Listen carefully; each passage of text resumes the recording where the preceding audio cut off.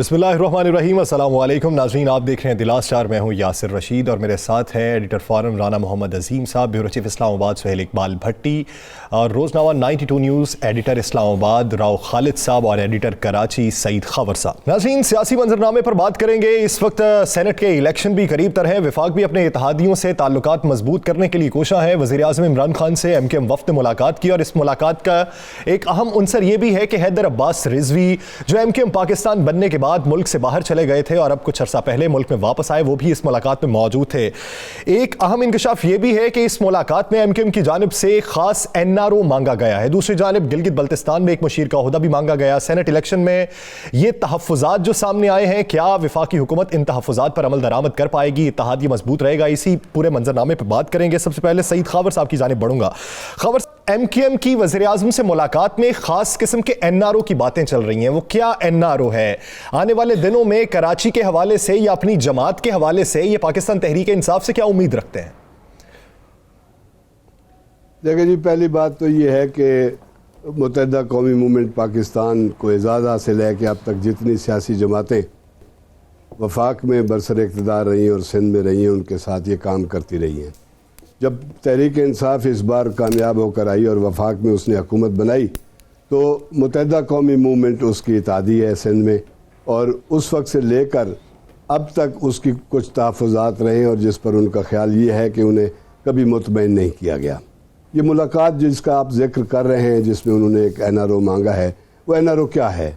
वो 4-5 मुतालबात लेकर गए थे। एक तो सबसे बड़ा मसला ये है कि उनके दफातर कराची में बंद हो गए थे जब ये वाक़यात हुए थे। उसके बाद वो दफातर अभी तक खुले नहीं हैं।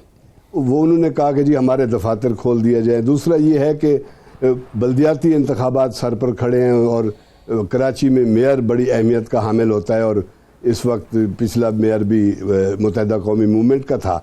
और एक और अहम मसला जो है वो जलावतन रहनुमाओं का है। आपने जिक्र किया, हैदर अब्बास रिजवी भाई तशरीफ़ लाए और उनके साथ आदिल सिद्दीकी साहब भी तशरीफ़ लाए थे। वो अल्लाह उनको गरीक़ रहमत करे, वो वफ़ात पा चुके हैं। मज़ीद कुछ रहनुमा तैयार बैठे हैं, टिकटें कराते हैं और टिकटों की डेट चेंज कराते हैं। तो ये अहमियत बहुत अहम मुलाकात थी।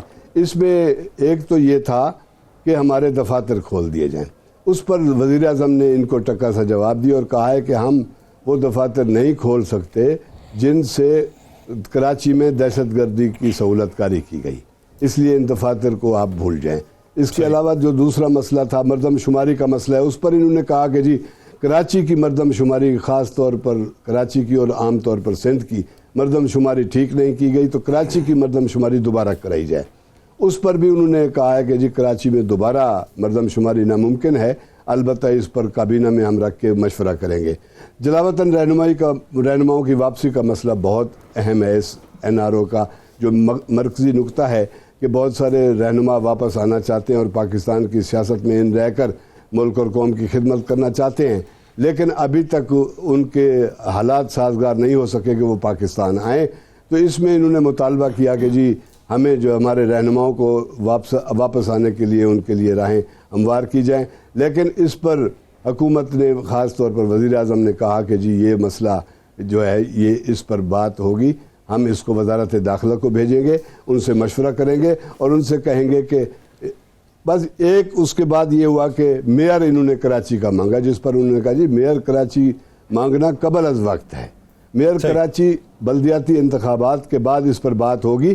तो एक तरह से ये मुलाकात मैं समझता हूँ कि MKM खाली हाथ लौटी है। MKM खाली हाथ लौटी है। राना साहब क्या समझते हैं कि इस मुलाकात में जब बल्तिस्तान की भी बात हो रही है, मुशीर की एक सीट मांग रहे हैं, दूसरी जानिब सेनेट के इंतखाबात भी हैं और ऐसे मुतालिबात हैं जिस पर अभी तक वज़ीर आज़म की तरफ से ऐसा जेस्चर नहीं दिया गया कि ये मुतालिबात मंजूर किए जाएंगे, तो ऐसे वक्त में ये इत्तेहाद पे कितना असरअंदाज हो सकता है और ये मुतालिबात किस हद तक उनके जेन्युइन है?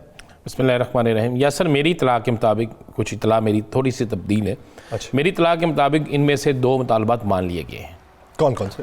एक तो उनके जलावतन जो लोग हैं उन्होंने कहा बिल्कुल आएँ, आकर मुकदमात का सामना करें और मुकदमात का सामना करें। जो बेगुनाह होगा वो बेगुनाह होगा, जो गुनाहगार होगा उसे अपनी सज़ा भुगतनी पड़ेगी। और हुकूमत इसमें किसी किस्म की पार्टी नहीं बनेगी। कानून के मुताबिक आप आएँ और कानून का सामना करें, कानूनी इदारों का सामना करें। और मैं आपको ये भी बता दूँ कि इसमें कुछ लोग हैं जिस तरह वासिफ जलील हैं और दीगर लोग हैं, ये लोग जल्द पाकिस्तान आ रहे हैं। सही, क्योंकि अल्ताफ़ हुसैन जो है उनकी कमर जो है बिल्कुल टूट चुकी है, सियासी तौर पर भी, अपनी तंजीमी तौर पर भी। तो बहुत से उनके जो लोग हैं वो पाकिस्तान आ रहे हैं। इस हवाले से बाबर गौरी है और दीगर लोग हैं, मतलब एक बड़ी टीम जो है वो आ रही है। और इसके बाद ये मुतालबा मेरी इतला के मुताबिक मान लिया गया है और उसमें हुकूमत ने बिल्कुल वाज़ेह एक मौक़िफ़ रखा है कि जिन पर मुकदमात हैं वो बेगुनाह है तो आके अपनी बेगुनाही साबित करें। अगर गुनाहगार हैं तो फिर अदालतों से रजू किया जाए, अदालत जो फैसला करेगी, कानून नाफिज करने वाले जो इन्वेस्टिगेशन करेंगे, हुकूमत उसमें कोई दबाव नहीं डालेगी। और दूसरी बात वहाँ पे कराची पैकेज के हवाले से हुई है। और मैं आपको ये बताता चलो, अगले आने वाले चंद दिनों में वज़ीर-ए-आज़म पाकिस्तान जो है दोबारा एक दफ़ा कराची जा रहे हैं और कराची जाकर एक बहुत बड़ा ऐलान कर रहे हैं। देखिए, इस मौजूदा हालात में अगर आप ये कहें कि वज़ीर-ए-आज़म अपने किसी एक इत्तेहादी को भी नाराज़ करें तो ऐसा मुमकिन नहीं है।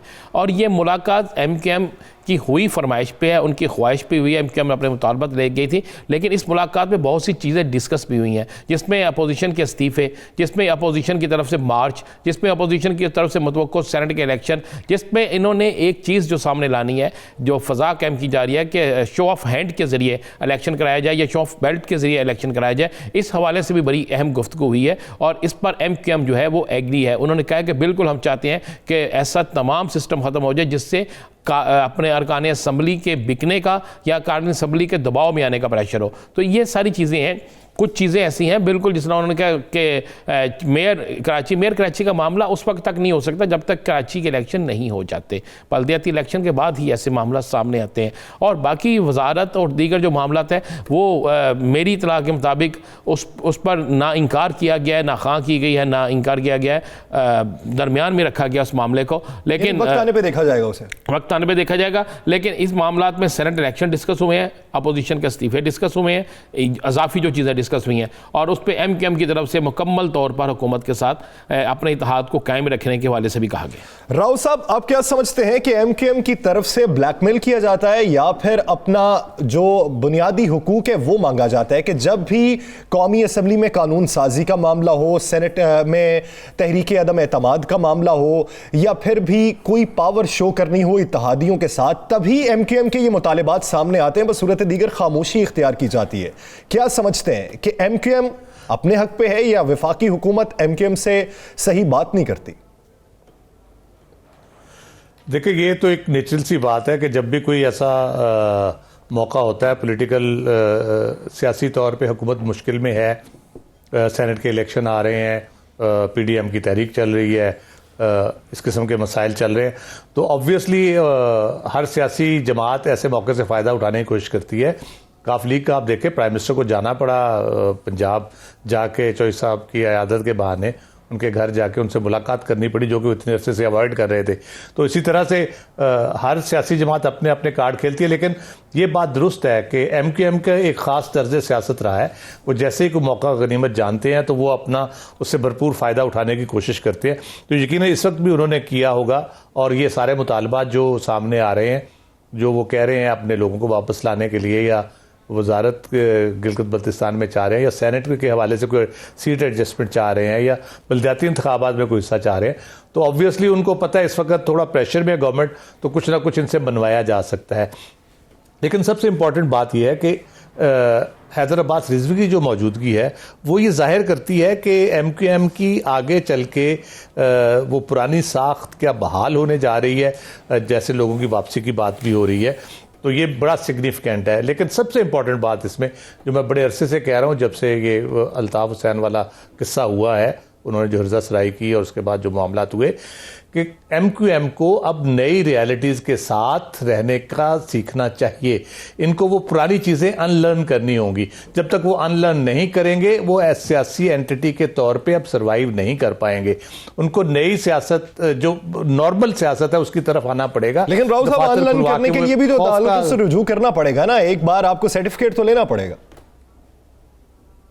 जी बिल्कुल बिल्कुल, लेकिन वो तो पॉलिटिकली इनको अनलर्न करना पड़ेगा, वो चीज़ें छोड़नी पड़ेंगी जो पहले दौस धांधली, जबर, भत्ता, ये वो जो उनके चाइना कटिंग जो इनके हवाले से चीज़ों का जिक्र आता है, या पता है लोगों को कि किस किस्म के ग्रुपों की सपोर्ट ये करते थे, या इनके कौन कौन से इनके आशीर्वाद के साथ लोग किस किस तरह के काम करते थे, वो चीज़ें इनको छोड़नी पड़ेंगी। नॉर्मल जो पॉलिटिक्स है, जो आम आदमी की सियासत है, आम आदमी को खौफ की बुनियाद पे नहीं, उसको अपनी एसोसिएशन की बुनियाद पे साथ रखने की कोशिश करनी चाहिए। एमकेएम की सपोर्ट मौजूद है, ये थोड़ा सा अपना रवैया चेंज करें और इन चीज़ों की तरफ ना जाएं। और दफ्तर तो इनको बिल्कुल नहीं खुलवाने चाहिए, क्योंकि दफ्तर तो इनके बिल्कुल खौफ और जबर की अलामत थे। अगर वो खुलेंगे तो लोगों को यही लगेगा कि वो पुराने वाले काम फिर शुरू होने वाला है, तो वो मामला कराची के ख़राब भी हो सकते हैं उससे। इसलिए मेरा ख्याल ये कि एमकेएम को अगर स्पेस दोबारा से मिल रही है, उनकी लीडरशिप वापस आ रही है, कराची में उनका होल्ड अगर बनने जा रहा है दोबारा से, अगर वो लोग वापस आते हैं, शायद ये इकट्ठे भी हो जाएं जो ग्रुप अलग-अलग हुए हैं। यानी माजी की रिवायात को तर्क करना पड़ेगा, माजी की तर्ज सियासत को तब्दील करना पड़ेगा। भट्टी साहब, आप क्या समझते हैं कि जो मुतालिबात वज़ीर आज़म के सामने रखे गए, जलावतन रहनुमाओं को एक किस्म का एनआरओ देने और गिलगित बल्तिस्तान में मुशीर लगाने, इसके अलावा मेयरशिप के हवाले से, दफातर खोलने के हवाले से, इसमें कितने मुतालिबात ऐसे हैं जिन पर वज़ीर आज़म को इत्तेहाद बरकरार रखने के लिए अमल दरामद करना चाहिए, और कितने ऐसे हैं कि जो मुतालिबा ही एमकेएम का गलत है? यासिर, देखिए, जब से एमकेएम पाकिस्तान ने अपने आप को एमकेएम लंदन से अलग किया, तो मुसलसल कोशिश कर रहे हैं कि उनके ऊपर जो लेबल लगे और जो माजी के अंदर अल्ताफ हुसैन की वजह से जिन मुश्किलात से वो दो चार हुए, उनसे दामन अपना छुड़ाकर अपने आप को एक कौमी धारे में शामिल करें और उनके ऊपर जो इल्ज़ामात हैं, जो तासुर है, लेबल है, वो ख़त्म और उनके लिए मुश्किलात भी कम हो। लेकिन आपको ये बात मानना पड़ेगी, चूंकि एमकेएम हर हुकूमत के साथ वो किसी न किसी शेप में अटैच रही है, तो वो हर पॉलिटिकल सिचुएशन को मद्देनजर रखते हुए किस मौके के ऊपर उन्होंने मैक्सिमम बेनिफिट हासिल करना है, वो अपने मुतालबात पेश करते हैं। माजी में वो बिलखुसूस पीपल्स पार्टी और मुस्लिम लीग नून की हुकूमतों से अनड्यू फेवर भी लेते रहे, लेकिन अब जो सिनेरियो है थोड़ा डिफरेंट है। अब वो अपने आप को, जिससे मैं कह रहा हूं कि अपने आप को मेन स्ट्रीम में लाने के लिए, एक नॉर्मल सिचुएशन की तरफ जाने के लिए इस किस्म के मुतालबात करते हैं। मैं आपको एक और खबर दे देता हूं। वफाकी वजीर इंफॉर्मेशन टेक्नोलॉजी सैयद अमीनुल हक साहब ने वफाकी काबीना के इजलास में प्राइम मिनिस्टर इमरान खान साहब से मुतालबा किया कि कराची के अंदर उनके बहुत से ऐसे वर्कर जो मिसिंग पर्सन थे और पीटीआई गवर्नमेंट की सपोर्ट से वो बाजियाब हो चुके हैं, लेकिन अभी भी बहुत से मिसिंग पर्सन मौजूद हैं। उनकी सियासी वाबस्तगी की वजह से उन्हें बहुत से मुश्किलात का सामना है। अमीनुल हक साहब ने यह मुतालबा किया कि रेलेवेंट क्वार्टर्स को प्राइम मिनिस्टर इस प्लेटफॉर्म से ऑर्डर करें। रेलेवेंट क्वार्टर्स आप समझ सकते हैं, उनका इशारा था हसास इदारों की तरफ, कि प्राइम मिनिस्टर वहां पर अपना रोल प्ले करें। सियासी वाबस्तगियों की वजह से बहुत से वर्कर्स को बहुत मुश्किलात का सामना है। मजीद वर्कर को बाजियाब भी कराएं, और कुछ वर्कर जिन्हें अभी खौफ है उन्हें किसी भी वक्त उठाया जा सकता है, तो उस सिलसिले में भी हमारी मदद करें। और उन्होंने शुक्रिया भी अदा किया कि प्राइम मिनिस्टर की कुछ अर्सा पहले की गई कोशिशों से काफी लोग वापस लौट कर आए हैं। इसके साथ उन्होंने कहा कि भत्ता माफिया दोबारा सर उठा रहा है और हमारे लिए मुश्किलात बढ़ रही हैं, तो प्राइम मिनिस्टर हमें इस सिलसिले के अंदर भी फैसिलिटेट करें। प्राइम मिनिस्टर ने इंटीरियर मिनिस्टर को ऑर्डर कर दिया है कि आप रेलेवेंट क्वार्टर से बात करें और इनके जो मसाइल है उनको हल करें। चूंकि एमकेएम की एक इस वक्त इंपॉर्टेंट पोजीशन है, वो सेनेट इलेक्शन हो या उसके अलावा जो पीडीएम की वजह से जो सियासी सूरत हाल इमर्ज हो रही है, तो प्राइम मिनिस्टर की भी ये कोशिश होगी कि एमकेएम के जो जायज मुतालबात हैं उनको मानते हुए, उन्हें सपोर्ट करते हुए उन्हें अपने साथ रखा जाए। आपने देखा होगा गवर्नर सिंध लाइजॉन बेहतर करते हुए दिखाई दे रहे हैं, और जैसे राना अजीम साहब ने बताया कि उन वर्कर्स को आने की इजाजत है जो समझते हैं कि बेकसूर है, उनके खिलाफ वफाकी हुकूमत उन्हें ग्रिल नहीं करेगी, आउट ऑफ द वे उनके लिए मुश्किलात नहीं पैदा करेगी, वो जाएं और अदालतों में अपने आप को क्लियर करवाएं। तो उनके लिए एक ब्रीदिंग स्पेस उन्हें मिली है। उन लोगों के लिए जो हार्ड लाइनर थे, ये मुश्किलात में थे, ये हॉट वाटर में थे, अब आने वाले दिनों में उनके लिए कुछ मुश्किल आसानियां हैं, जैसा कि जो वापस आना चाहते हैं वापस आए, अपने ऊपर लगे इल्जामात का सामना करें, अगर बेकसूर हुए तो वो सही से सियासत में फिर से इनरोल हो सकते हैं। वफाकी हुकूमत ने अभी जो दीगर मुतालिबात हैं उस पर अभी तक उन्हें कोई इंदिया नहीं दिया कि इस पर किस तरीके से अमल दरामद होगा, लेकिन सेनेट इलेक्शन में बिलाशुबा एमक्यूएम की अहमियत उजागर होती है और एमक्यूएम ने वो कार्ड जो खेला है वो बेहतर है। नाज़रीन, दीगर इश्यूज पर बात करेंगे एक शॉर्ट ब्रेक के बाद। Stay with us.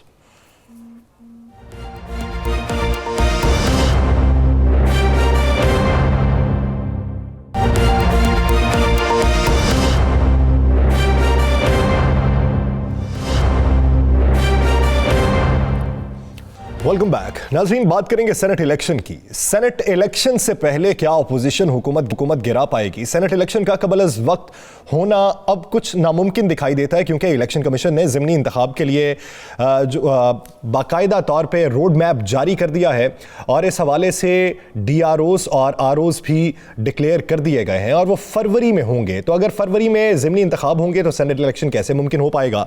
अपोजिशन जो मुतमईन दिखाई देती है वो किस वजह से मुतमईन दिखाई देती है? अपोजिशन के पास कार्ड है क्या जिसकी वजह से वो ये समझते हैं कि सेनेट इलेक्शन नहीं हो पाएंगे?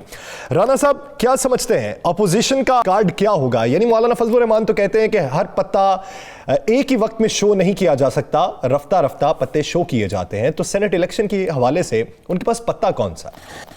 देखिए जी, इन्होंने जो प्लानिंग की है, सारी दुनिया सोच रही है, पूरा पाकिस्तान की तमाम सियासी जमातें ये सोच रही हैं कि इन्होंने लॉन्ग मार्च का ऐलान किया है। शायद लाहौर से लॉन्ग मार्च शुरू होगा, इस्लामाबाद जाके ख़त्म हो जाएगा।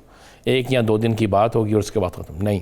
मैं आज आपको इनकी पूरी प्लानिंग आपके सामने रख देता हूँ कि जो इन्होंने फ़ैसला किया है, ये क्यों इतने मुतमिन है कि ये सेनेट इलेक्शन से पहले, इस्तीफ़ों से पहले ये हुकूमत को कोई ऐसा माहौल बना देंगे कि हुकूमत मफलूज होकर रह जाएगी। इसके लिए यासर इनकी प्लानिंग हो चुकी है।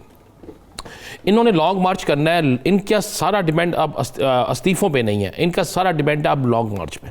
इन्होंने लॉन्ग मार्च का तरीकाकार यह रखा है कि पूरे पाकिस्तान को किस तरह मफलूज किया जाए, किस तरह सारा सिस्टम मफलूज किया जाए। अब ये लॉन्ग मार्च इस तरह चलेगा कि कोयटा से निकलेगा, पेशावर से चलेगा, सखर से लैदा होगा, कराची से होगा, बलोचिस्तान से होगा, इसी तरीके से पूरे पाकिस्तान के जो चारों सूबों के साथ साथ कश्मीर और गिलगित बल्तिस्तान, इन जगहों से ये लॉन्ग मार्च शुरू होगा और बैक वक्त ये लॉन्ग मार्च शुरू होगा। और ये लॉन्ग मार्च की इनकी पॉलिसी ये होगी, तरीक़ाकार इनका ये होगा कि ये लॉन्ग मार्च कम से कम 1 हफ्ता जारी रहे यासर, और 1 हफ्ता तमाम सिस्टम जो है वो मफलूज होकर रह जाए।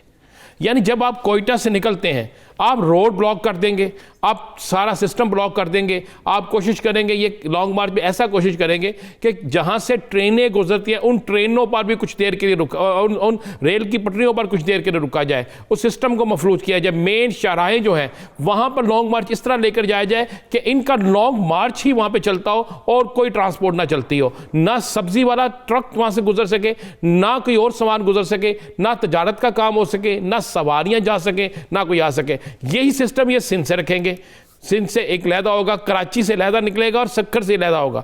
इसी तरीके से ये मुख्तलिफ होकर चारों सूबों से ये एक लॉन्ग मार्च नहीं होगा, ये चारों सूबों से कश्मीर समेत और गिलगित बल्तिस्तान में 6 जगहों से ये लॉन्ग मार्च लेकर निकलेंगे। और इनका आइडिया ये है, जो इनकी प्लानिंग ये है कि इसमें जिस जगह इनको रोका जाए वहां पर हर सूरत में, मैं ये जो लफ्ज़ कह रहा हूँ ज़िम्मेदारी से कह रहा हूँ कि हर सूरत में तसादम किया जाए, तसादम की तरफ जाया जाए। यानी ऐसा माहौल पैदा कर दिया जाए कि अगर पुलिस या कानून नाफिज करने वाले इदारे इनको रोकते हैं, इनको रूट्स चेंज करने का कहते हैं, या कोई मामला होता है, यहाँ तक एक इनकी प्लानिंग में शामिल है कि अगर खुदा न खास्ता किसी जगह कोई दहशत गर्दी का वाक़या होता है तो उस वाक़े को भी हुकूमत के पेटे पल्ले डाला जाए और फिर उसके बाद एक ऐसा माहौल बना दिया जाए कि तमाम इदारे मफलूज होकर रह जाए। ये एक बड़ी खौफनाक यासर इनकी प्लानिंग है। अब क्योंकि इन्हें पता है कि जब अगर खुदा ना खास्ता ये चीज़ कामयाब हो जाती है, मुल्क को मफलूज नहीं होना चाहिए। जब मुल्क मफलूज हो जाते हैं, मतलब मफलूज में इस तरह कहता हूँ, जब हर चीज़ बंद हो जाती है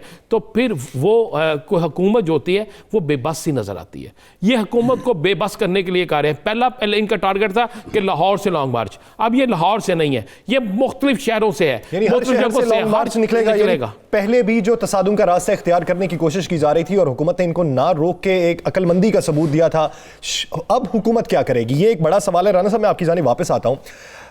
खबर साहब, आप क्या समझते हैं, अगर अपोजिशन ये प्लानिंग कर रही है जिस तरह के राना साहब खदशात का इजहार कर रहे हैं, अगर ऐसी ही प्लानिंग होगी तो क्या ये अपोजिशन के लिए फायदेमंद साबित होगी? पहली बात तो ये है कि मैं राना साहब की इस बात से इत्तफाक करता हूं कि इस्तीफ़ों का ऑप्शन जो है वो अब पिछले मरहले में चला गया और ये आखिरी सियासी हरबे के तौर पर इस्तेमाल किया जाएगा। उससे पहले ये जो लॉन्ग मार्च का फैसला हुआ है, लॉन्ग मार्च को पूरे मुल्क में भरपूर बनाने के लिए इससे बेहतर हिकमत अमली नहीं हो सकती कि जहाँ जहाँ इन जमातों के पावर बेसेस हैं इनके, वहाँ से जुलूस निकाले जाएं और लोग मार्च करें और रास्ते बंद करें और आगे बढ़ें। तो ये इसके बगैर इनकी तहरीक जो है वो तूल नहीं पकड़ सकती, क्योंकि सर्दी है, ज़्यादा देर तक इस्लामाबाद में लॉन्ग मार्च नहीं किया जा सकता, लोग अफोर्ड नहीं कर सकते। दूसरा ये है कि कोरोना भी है, कोरोना की वजह से लोगों का निकलना मुश्किल हो जाएगा।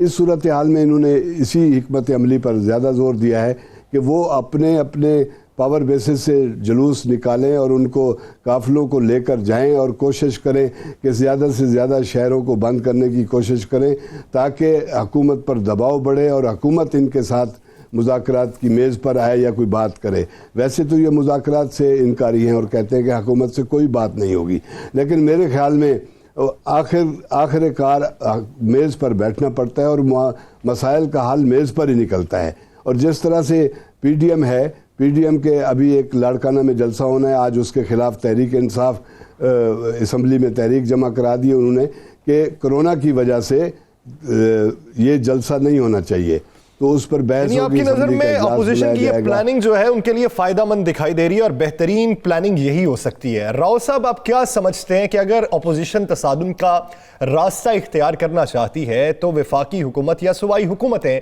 उस तसादुम से बचने के लिए क्या माजी की तरह फिर खुली छूट देंगी या फिर उनको रोका जाएगा और नई टैक्टिक्स अपनाए जाएंगे?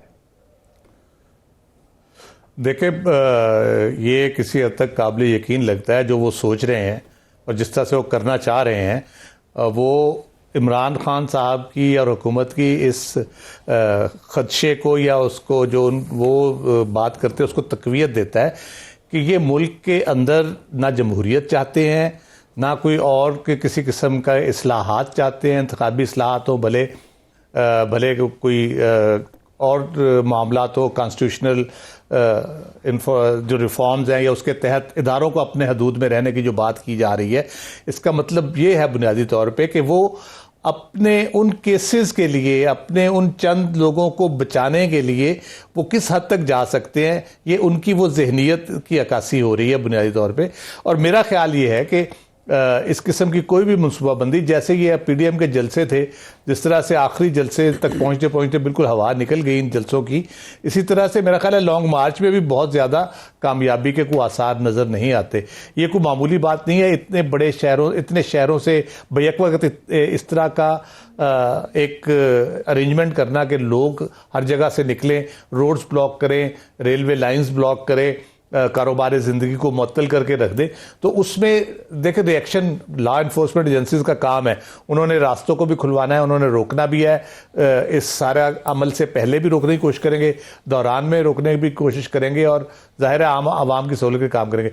लेकिन एक जो खदशा ज़्यादा पाया जाता है, अगर ये इस किस्म की कोई मूवमेंट होती है तो उसमें जो लोगों की आपस में सियासी बुनियादों पे हो या ज़ाती किसी मुश्किल की वजह से जो वहाँ पे झगड़े हो सकते हैं, जो आगे चल के खुदा ना खास्ता जो कि इम्कान नहीं है खाना जंगी की सूरत खौफनाक शक्ल इख्तियार कर सकती है, यानी इस हवाले से भी उसके नतीजे बहुत खौफनाक सूरत हाल पैदा हो जाएगी।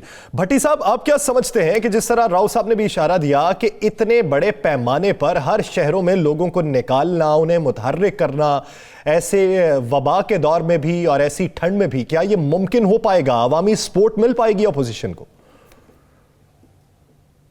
जैसे देखिए, जो ने सिस्टम को हर्ट करने के लिए आप उस लेवल तक तो लोगों को निकाल सकते हैं। आप ये समझे कि बहुत बड़ी एक लाखों लोगों का समंदर मुख्तलिफ शहरों में उमड़ आएगा, वो मुमकिन नहीं है। लेकिन अगर आप उसके बावजूद छोटी छोटी रैलियां निकाल कर कुछ इलाकों के अंदर, जिस तरह मौलाना फजल रहमान साहब हैं, उनकी सपोर्ट से, उनकी जमात के सपोर्ट से, जो उनका अपना एक मदारिस का नेटवर्क है, अगर आप मुख्तलिफ शहरों में रोज़मर्रा की ज़िंदगी को रोकने में, मुतासिर करने में आप कामयाब हो जाते हैं तो मुश्किलात तो बढ़ेगी, वफाकी हुकूमत पर प्रेशर बढ़ेगा। तो ये उसके डिफरेंट उसके एस्पेक्ट्स तो मौजूद हैं। लेकिन मामला ये है कि जिस तरीके के साथ पीडीएम ने और उसके अपनी सियासी मकासद को हासिल करने के लिए वो आगे बढ़ रहे हैं, जमहूरी इक़्तिदार के अंदर रहते हुए आप बिल्कुल आगे बढ़े हैं। लेकिन मामला ये है कि अपोजिशन और हुकूमत दोनों जानब से जो इल्ज़ाम तराशी और किरदार कुशी के लिए जिस किस्म के अल्फाज का अक्सर बेशतर सहारा लिया जाता है, ये इंतहाई खतरनाक रविश है। ज़बान के जख्म कभी मंदमल नहीं होते और माजी की तारीख भी इस हवाले से बड़ी हमारे सामने मौजूद है, बड़ी तल्ख है कि अल्टीमेटली उसके कितने सख्त नताइज बरामद होते हैं। राव साहब ने उसी जानिब इशारा किया कि इस किस्म के अल्फाज से और इस किस्म की लाइन अडॉप्ट करने से अल्टीमेटली मुआशरे में नफरत बढ़ती है और वो इस मुल्क के लिए किसी हवाले से सूटेबल नहीं है, बिलखुसूस जिस किस्म के चैलेंजेस का इस मुल्क को सामना है।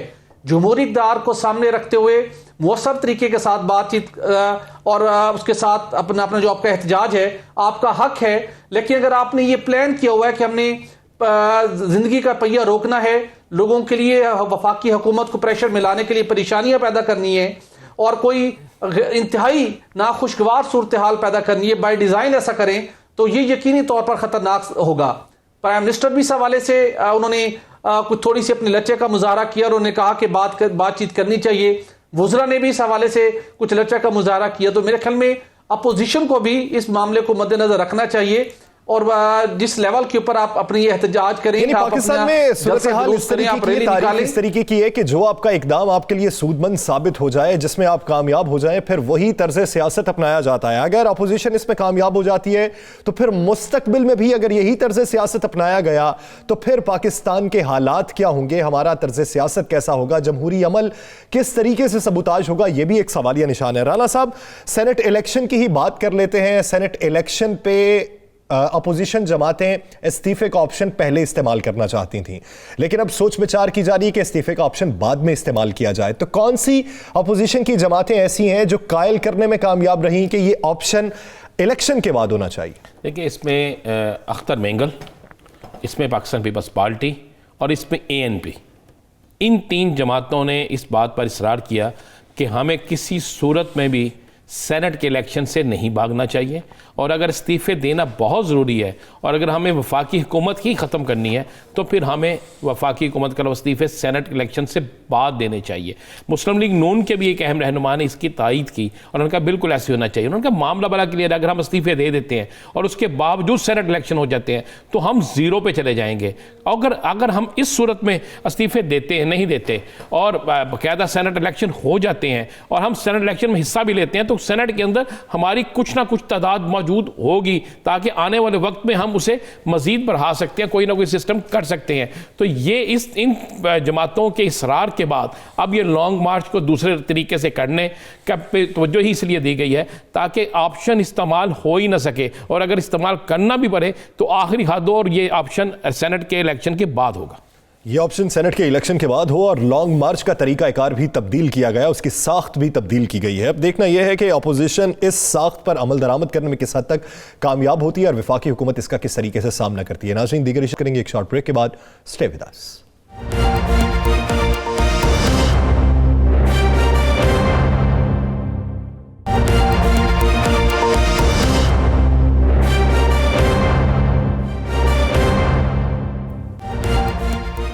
Welcome back. नाज़रीन, पंजाब में आजकल एंटी करप्शन काफ़ी मुतहर्रिक दिखाई देता है। साबिक नून लीगी रुकने कौमी असम्बली मुदस्सर कयूम नाहरा को गिरफ्तार किया गया। उन पर करप्शन के इल्ज़ाम थे, उसकी तहकीकात भी हो रही थी। रेफरेंस भिजवाया गया था DC की जानिब से और उस पर इस दरख्वास्त पर तहकीकात का अमल मुकम्मल हुआ और उन्हें आज गिरफ्तार कर लिया गया। बहुत बड़ी तादाद है साबिक और मौजूदा कौमी और सूबाई अरकान असम्बली की जिन पर करप्शन के मुकदमात चल रहे हैं। एंटी करप्शन उसकी तहकीकात कर रहा है और आने वाले दिनों में गिरफ्तारी अमल में आने वाली है, जिनमें सबसे बड़ी तादाद नून लीगी अरकान असम्बली की है और कुछ तादाद मौजूदा हुकूमत यानी PTI से भी वाबस्ता अफराद की है। तो आने वाले दिनों में क्या सियासी बहरान पैदा होगा? अगर इन पर लगने वाले करप्शन के ये चार्जेस सच साबित हो जाते हैं तो नाअहली की तलवार भी लटक जाएगी। राना साहब, इस मौजूदा सूरत हाल में कितने अरकान कौमी और सूबाई असम्बली हैं मौजूदा और साबिक जिन पर करप्शन के इल्जामात हैं और इस हवाले से एंटी करप्शन की तहकीकात चल रही हैं जो मंतकी अंजाम तक पहुंचने वाली हैं? बल्कि मंतकी अंजाम तक पहुंच चुकी हैं यासर, और इनकी तादाद 40 से ज़ायद है। ये 40 से ज़ायद जितने लोग हैं ये वो हैं जिनमें से अक्सरियत उन लोगों की है जो मियाँ मोहम्मद नवाज शरीफ के करीब तरीन गिने जाते थे, जो साबका दवार में MNA भी रहे, कुछ मिनिस्टर भी रहे, कोई मौजूदा MNA भी हैं। इनमें से 3 वो हैं जिनका तहरीक इंसाफ से इस वक्त तल्लक है, वो भी 3 लोग मौजूद हैं। अब हो ये रहा है कि आप देखें कि ग़ुलाम दस्तगीर जो है, खुर्रम दस्तगीर के वालिद, इन पर भी आज एक मुकदमा हो गया। खुर्रम दस्तगीर पर पहले भी मुकदमा है, ख्वाजा आसफ के कुछ रिश्तेदारों पे। इसी तरह मुस्लिम लीग नून के पिछले दिनों लाहौर के आपको पता है राना मुबशर पे हो गया, उस पर जो बरादरान है, खोखर बरादरान है, उन पर हो गया। और आज मुदस्सर क्यूम नाहरा भी गिरफ्तार हो गए। और आने वाले दिनों में लाहौर का एक तगड़ा MNA, मैं फिर कह रहा लाहौर का एक तगड़ा MNA जो है उस पर भी FIR दर्ज होने वाली है और वो भी गिरफ्तार होगा। तगड़ा MNA है लाहौर का, और मुस्लिम लीग नून से उसका तल्लक है। लाहौर के 3 MPA हैं, चले मैं ये भी आज ब्रेक कर दूं, 3 MPA हैं लाहौर के, और तीनों MPA जो है वह 2-2 दफ़ा इलेक्शन जीते हुए हैं।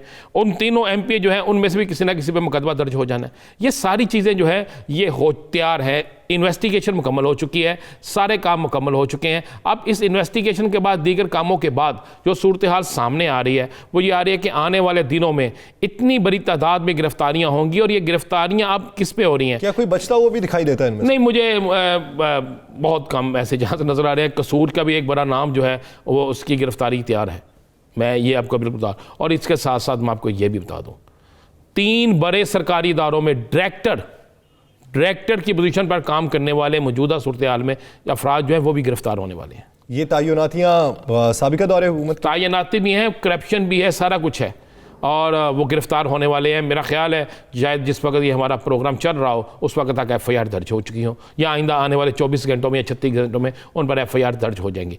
अब मामला क्या चल रहा है यासर, ये बड़ा खौफनाक एक काम चल रहा था कि साबका अदवार में लोगों ने क्या किया, खासकर सरकारी मुलाजमीन ने, ब्यूरोक्रेसी के साथ साथ हुकूमती अरकान असम्बली ने, इन्होंने देखा कि जनाब ये सरकारी ज़मीन है, वो सरकारी ज़मीन को अपनी ज़ाती ज़मीन बना लिया, शामलाट को ज़ाती ज़मीनें बना लिया, जाली डॉक्यूमेंट्स तैयार कर लिए, और लाखों की नहीं, करोड़ों की नहीं, अरबों रुपए की प्रॉपर्टियों पे कब्जे कर लिए। और उसके बाद क्या हुआ, कब्जे करने के बाद उन अदारों की जिनकी ज़मीनें थी उनके साथ ऐसी मिली भगत की कि कई केसेस भी जीत लिए, नीचे से कई केसेस भी जीत लिए, और कई ऐसे स्टे ले लिए कि जिस पर दूसरी सरकारी इदारे का कोई शख्स पेश ही नहीं होता था। ये जो आज जिसमें मुदस्सर क़य्यूम नारा गिरफ्तार हुए हैं, आपको पता है इनके एक भाई मौजूदा MNA, एक भाई इनका है, वालिद साहब पे वो भी, उन पे भी मुकदमा है, और बहुत से लोग हैं जिन पे मुकदमा दर्ज हैं, और ये वो सारे लोग हैं जो मियां नवाज शरीफ के करीब तरीन थे, और अब मजीद जो करीब तरीन है वो भी गिरफ्तार होने वाले हैं।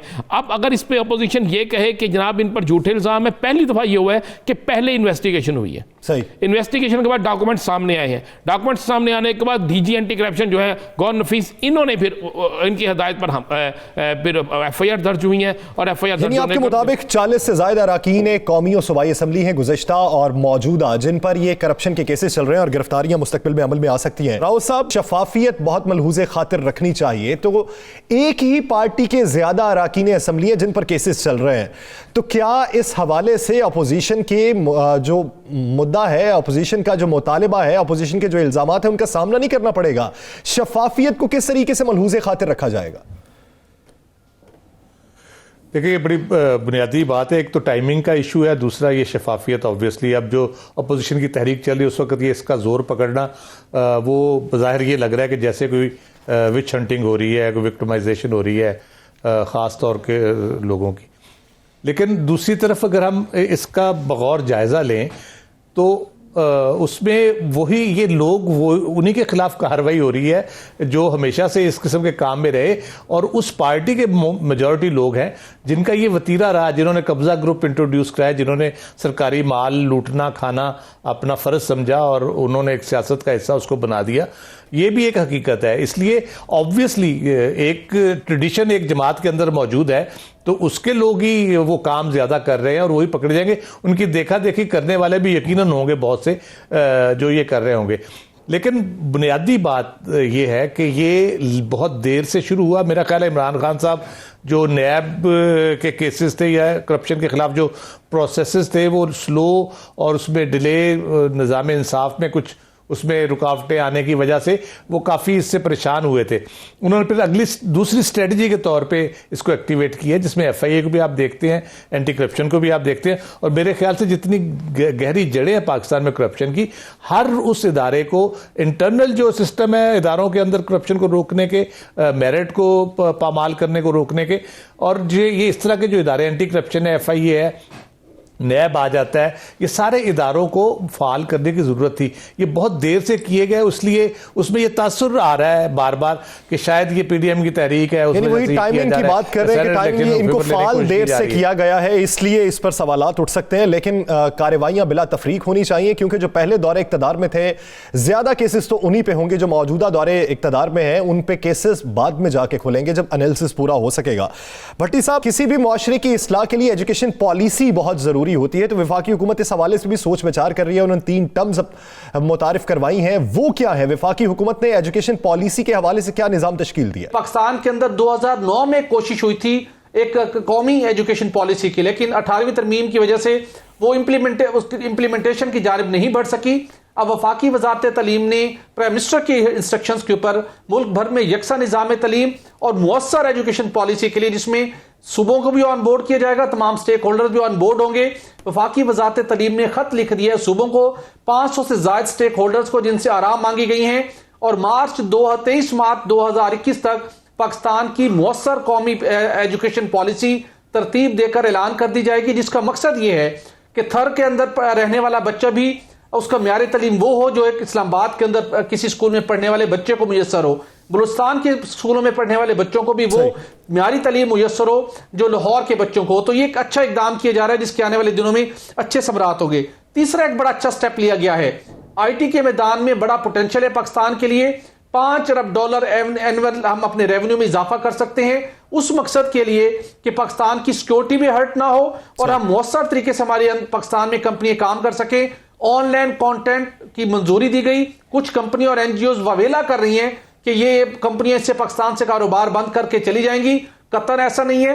प्राइम मिनिस्टर की हिदायत के ऊपर चेयरमैन पीटीए ने तमाम स्टेक होल्डर से मुशावरत करके ऑनलाइन कंटेंट रूल्स मुरतब किए, मंजूर हो चुके हैं और उनकी इंप्लीमेंटेशन जारी है, जिससे पाकिस्तान को दरपेश जो हाइब्रिड वॉर के हवाले से खतरात है उनसे निपटा जाएगा। बहुत शुक्रिया राव खालिद साहब, सुहेल इकबाल भट्टी साहब और सईद खावर साहब इस हवाले से अपना वक्त देने के लिए। नाजरीन, एक शॉर्ट ब्रेक के बाद बात करेंगे मकबूजा कश्मीर की, जहां पर भारतीय फौज को पसपाई का सामना है और भारतीय फौज की लाइन ऑफ कंट्रोल पर हालिया एक्शन पर बात करेंगे। एक शॉर्ट ब्रेक के बाद स्टे विद अस।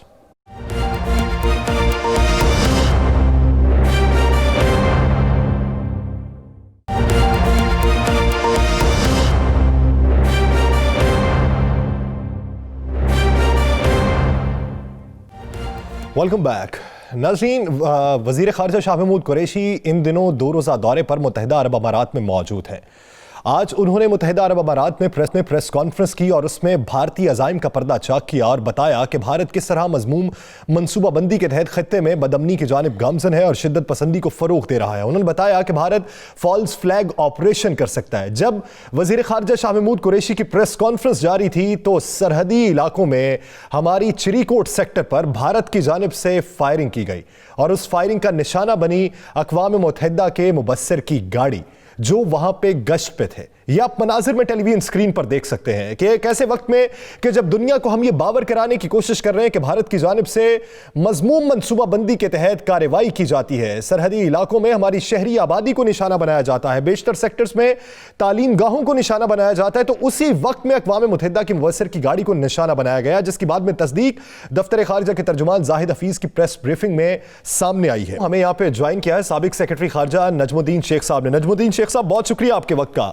शेख साहब, माजी में अगर हमारी डिप्लोमेसी और फॉरेन पॉलिसी देखी जाए और मौजूदा दौरे हुकूमत में देखी जाए, भारत को लेके हमने किस हद तक अपने नैरेटिव तब्दील किया, दुनिया को ये बावर कराने की कोशिश की, और हालिया ये जो आज का वाकया है अक़वाम मुत्तहिदा के मुबस्सिर की गाड़ी को जो निशाना बनाया गया, इससे आप क्या समझते हैं खित्ते में किस किस्म की तब्दीली आ सकती है? देखिए, ये हिंदुस्तान की तो प्लान है, ये उनका मंसूबा है कि जो भी कश्मीर में उनको अभी जो कश्मीर में एट्रॉसिटीज कर रहे हैं और जिसके लिए मजम्मत हो रही है और कश्मीरी उनके साथ उनके खिलाफ अपनी जारी रख रहे हैं, कोशिशें जारी रख रही हैं, तो उनको ये चाहिए कि किसी तरह वो पाकिस्तान को जवाबदार ठहराएं। अब ये यूएन मोगिब के जो हमला किया है, ये एक नई डेवलपमेंट है, लेकिन वो कहेंगे कि साहब हमने तो यूएन मोगिब को कभी पहचाना नहीं है, हम नहीं चाहते कि वो यहाँ पे हों, और अगर कोई हादसा हो गया है तो हादसा ही है, हम कोई डिलिबरेटली नहीं कर रहे हैं। लेकिन उनकी कोशिश ये है कि कहें कि कश्मीर में जो कुछ भी हो रहा है वो इस वजह से हो रहा है क्योंकि पाकिस्तान इन्फिल्ट्रेट कर रहा है, पाकिस्तान वहाँ पे उनके लिए तकलीफ पैदा करने की कोशिश कर रहा है। अब इस वक्त मुझे लगता है कि दुनिया में हमें हर अपनी सिफारत को उजागर तो है, लेकिन अब उनसे कहना है कि जो भी असरअंदाज लोग हैं उनके इलाके में, उनको ये चीजें साफ तौर पे बताएं। और जो केस है, दोनों केसेस है, एक तो ये जो डिसइंफॉर्मेशन जो उन्होंने किया है उसका पूरी तफसील बताना है कि ये 15 साल से कोशिश कर रहे हैं कि पाकिस्तान को शेख साहब ये जरा बताइएगा कि वज़ीर आज़म पाकिस्तान भी, वज़ीर ख़ारजा भी सर्जिकल स्ट्राइक की बात कर चुके हैं कि भारत सर्जिकल स्ट्राइक कर सकता है। ये भारत ये क्यों मंसूबा बना रहा है? क्या इसी वजह से जो हालात आप बता रहे हैं? जी बिल्कुल, देखिए उनको ये है अपने लोगों के लिए भी, कश्मीरियों के लिए भी और पाकिस्तान पे दबाव डालने के लिए कि हम इस किस्म की हरकत कर सकते हैं। मुझे नहीं लगता कि उनको जो पिछला तजर्बा हुआ है उसके बाद मुझे लगता नहीं है कि वो इस किस्म की कोशिश करेंगे, लेकिन कोशिश किए बगैर वो जरूर ये कहेंगे कि हमने लगाया। ये पहले भी कर चुके हैं कि साहब हमने सर्जिकल स्ट्राइक की है, हमने पूछा कहाँ लगाई है, क्या हुआ है, और उसका कोई जवाब नहीं मिला, लेकिन अपने प्रोपेगेंडा के लिए उन्होंने ये कहा कि हम सर्जिकल स्ट्राइक कर चुके हैं, और इसका मुझे खदशा है। बहुत शुक्रिया नजमुद्दीन शेख हवाले से अपना वक्त देने के लिए। नाज़रीन, द लास्ट आवर से मुझे और आना अजीम साहब को दीजिए इजाजत। अल्लाह ने के बाद।